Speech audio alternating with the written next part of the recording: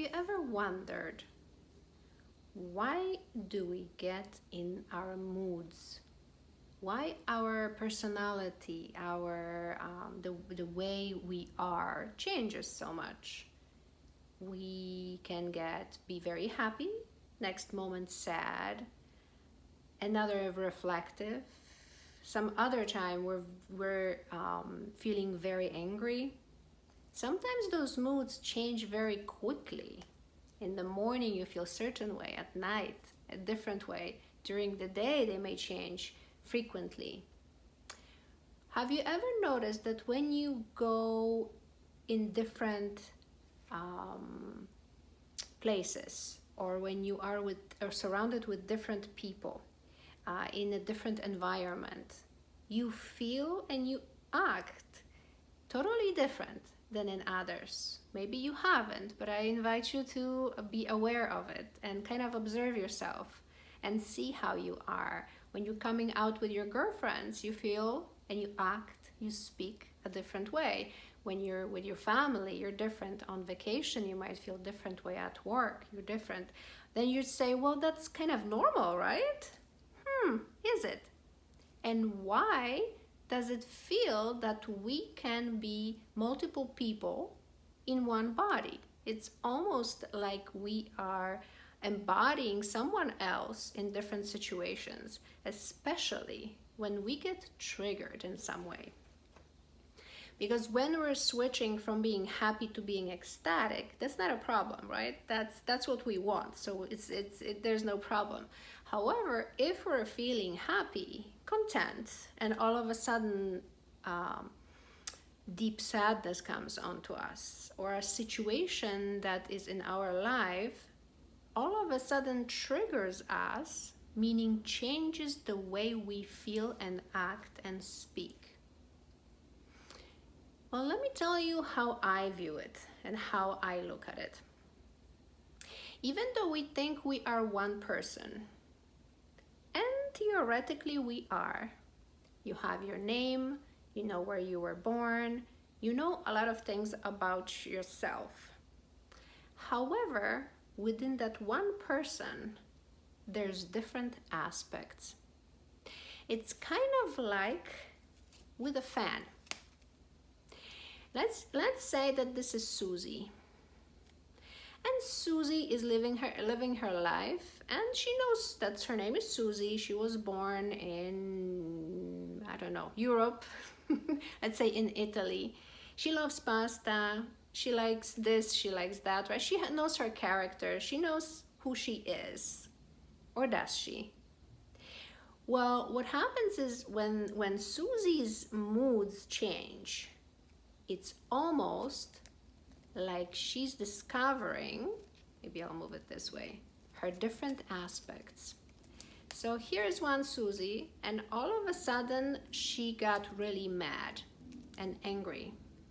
And that mood stayed with her for 2 days. She couldn't shake it off. Someone said something about her, someone did not treat her right, and that happened. And then it slowly dissipated. Okay. Then in another instance, she watched something on TV and she got severely sad. Like she was like, that's not even about me. That's just a movie. Why am I feeling like that? That's odd. And she was sad for the rest of the day. Oddly, that's her sad part. Sad aspect. Then there might be another aspect that does not want her to succeed at work, because it might believe that there's no freedom when she's working. So it's trying to sabotage, right? That's another part that I want to talk about. That is trying to sabotage, and that aspect is just making things, bringing up things, negative things about work. How work is hard, how we shouldn't work, how the hours are long, how the boss is always on her case, and so forth, right? And we have within us many of those aspects. Now, where do those aspects stem from? Very most likely from our childhood. So when we were growing up, we were thrown into an environment of our parents, of our neighbors, of the country that we were born in, right? And as we grow up, we're like a sponge that soaks everything from the outside. So it soaks the programs and beliefs of our father, mother, of our family, siblings. How should we react to others? What does that mean for us? Right? And so we can build aspects within us that later in life actually are causing us to feel split, to feel like, for example, if you want a healthy relationship and you can't seem to find it, meaning that whenever you find a guy or a girl, you go on a date, but things start off great, and then something happens. Something it doesn't go right, and you say, well, that's not the one for me, maybe. Right, but if you look closer at what really is happening during that relationship, you will find what triggers you, which means which aspect of you is hurt by something that happens in that relationship. So what are we really talking about here? I know it's a little bit of cryptic or a little bit complicated, but it's really not. Because what happens is those programs and those aspects are deep in your subconscious mind. So you might not even be aware of them. What happens is you are playing them out in your life during certain situations, like you will be playing a role. And you get so used to them that after a while you're not even aware that they're there, that you're playing a role. Now, why am I bringing this up?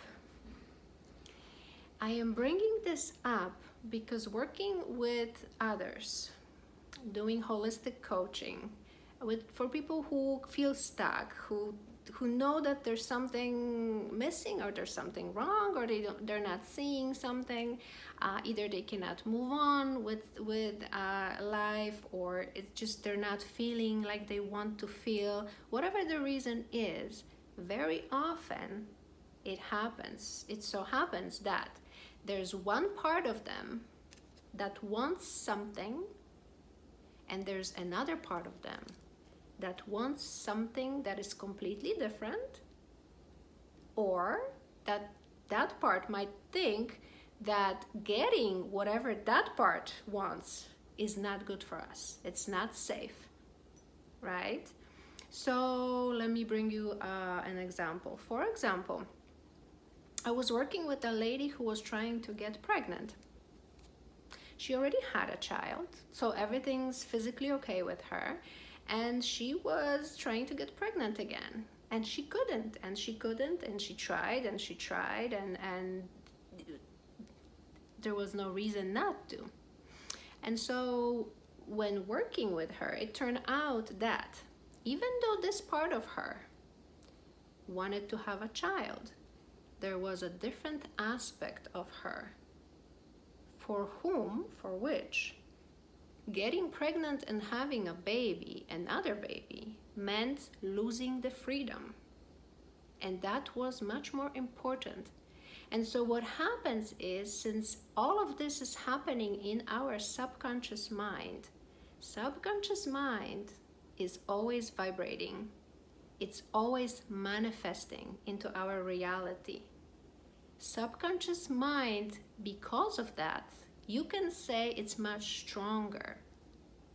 Maybe not going to use the word stronger. Subconscious has a much more influence in our reality here than our conscious mind, because our conscious mind is just our will. The subconscious mind is our whole energetic field that is vibrating. And so after releasing, acknowledging, loving that aspect of her that wanted freedom, seeing that aspect, being with that aspect, That's the work that I do, by the way. And you can do it too on your own. Just first be aware of which aspects you have. And then if you see that one part of you wants this, but then I think there's another part that doesn't really want that, and you're not sure why, then look at that part that doesn't want something that you, as let's say Susie, want. And you'll see that behind that aspect, behind that belief, there's probably wounding from your childhood, where you did not understand something, where you felt abandoned, where you felt that it's not safe to love. Maybe you felt that you shouldn't speak for yourself. It's not allowed because you'll get punished. Maybe you felt like you couldn't trust others. Whatever the reason is, there's so many, but those aspects are still with you. We as people, in a physical body, the physical body grows up, but that aspect is still that child, and the child wants what it wants, right? So that aspect is vibrating. Those needs and wants of that inner child that you have, of that aspect, are vibrating, and they are creating your reality too. So that's why sometimes we're sitting and scratching our heads and thinking, why am I not manifesting what I want? Well, that is the answer is in your subconscious mind.